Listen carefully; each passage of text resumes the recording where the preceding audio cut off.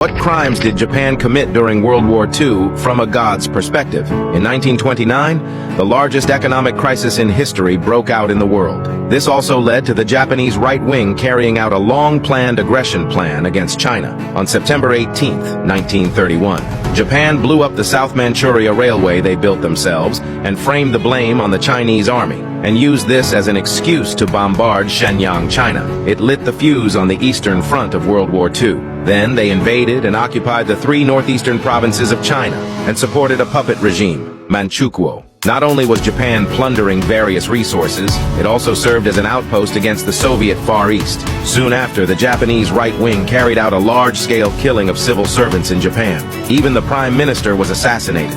After a series of bloody coups, Japan is completely controlled by militaristic extremists. November 1936, Japan and Germany signed a cooperation agreement. This agreement not only allowed Germany to contain the Soviet Union, it also caused Germany to give up its support for China. July 7, 1937, Japan created the long-planned Marco Polo Bridge incident in China, then began to launch raids on China. As a result, many countries began to be wary of Japan.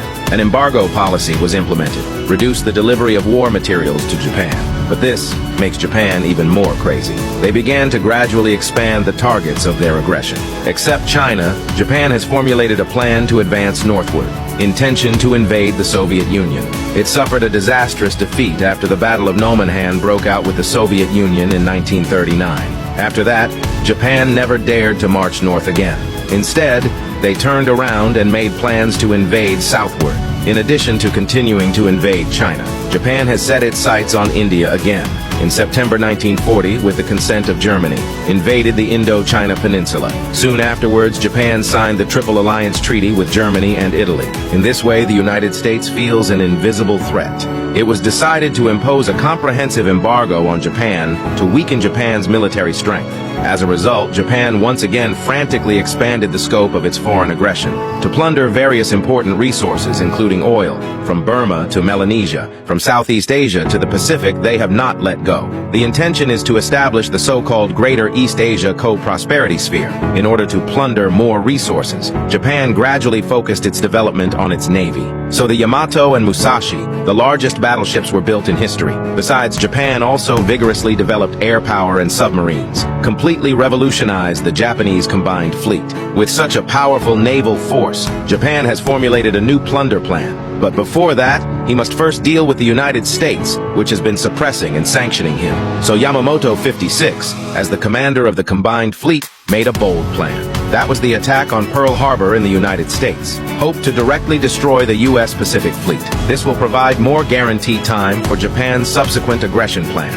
December 7, 1941. Japan declared undeclared war against the United States. 6 aircraft carriers were dispatched. 350 aircraft took off. The attack on Pearl Harbor lasted 4 hours. This attack caused the U.S. military to lose 4 battleships, 188 aircraft, and 2,400 sailors. Japan, on the other hand, lost only 29 aircraft and 55 pilots. Japan then began to invade the Philippines, Singapore, and other parts of Southeast Asia. These intrusions went very smoothly, especially in the Malay Peninsula. In less than 2 months, Japan defeated the British army of 140,000 with 70,000 men, successfully occupied the entire Malay Peninsula. But what Japan didn't expect was that American retaliation came quickly. This is much earlier than expected, because Japan failed to destroy the American aircraft carrier when it attacked Pearl Harbor. Soon after, the United States dispatched the USS Hornet aircraft carrier, sneaked into the Atlantic Ocean and bombed Tokyo, Japan, without alerting the Japanese patrol. The pilots then landed in China. Japan is looking for revenge on these pilots. Operation Sayago was carried out in China. The inhumane Three Guang policy was implemented against China's Jiangsu and Zhejiang regions. It caused hundreds of thousands of casualties among Chinese people. A month later, Japan and the United States launched the Battle of the Coral Sea around Port Moresby. This was Japan's first setback in the Pacific battlefield. Japan's strategic plan to invade Australia was thwarted. Yamamoto Isoroku speculated that the United States is likely to carry out comprehensive retaliation against Japan. So he wanted to find a new opportunity to turn the situation around. So a plan was hatched. They want to lure the remaining U.S. fleet to Midway Island for annihilation. But he didn't expect that the U.S. military would decipher their communication code in advance. After understanding Japan's plan, they made countermeasures in advance. This resulted in Japan's direct loss of 4 aircraft carriers, 1 heavy cruiser, 248 aircraft, and 3,157 soldiers in the Battle of Midway. After winning this battle, the United States implemented the island-hopping tactic again, putting Japan into passive position for the first time. Due to the gradual depletion of domestic resources in Japan, the updates and quantity of weapons are in decline.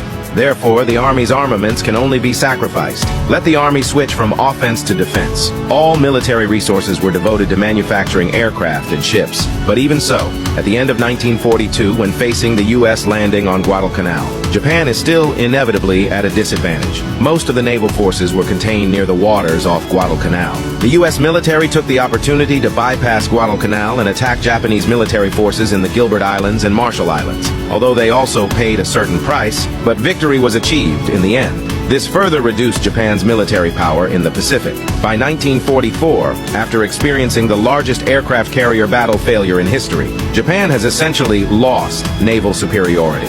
Subsequently, the U.S. military attacked the Japanese troops in the Mariana Islands and Palau Islands. Under the strong firepower advantage of the U.S. military, Japan once again suffered heavy losses. And at the same time, the Chinese army also fought fierce battles with Japan in North China, dragging most of the Japanese army into China. At the same time, in the waters of Leyte Gulf to the south, Japan and the United States once again engaged in a naval battle. The final result was still a disastrous defeat for Japan. During the subsequent Battle of Saipan, Japan launched the largest suicide charge in history. In this battle, a total of 41,000 Japanese soldiers were killed.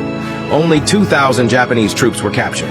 The mortality rate is as high as 95%. March 1945. The U.S. military launched the Tokyo bombing against Japan. A total of 334 aircraft were dispatched to bomb Tokyo for 2 hours. June 1945. The United States begins to capture Ryukyu Island.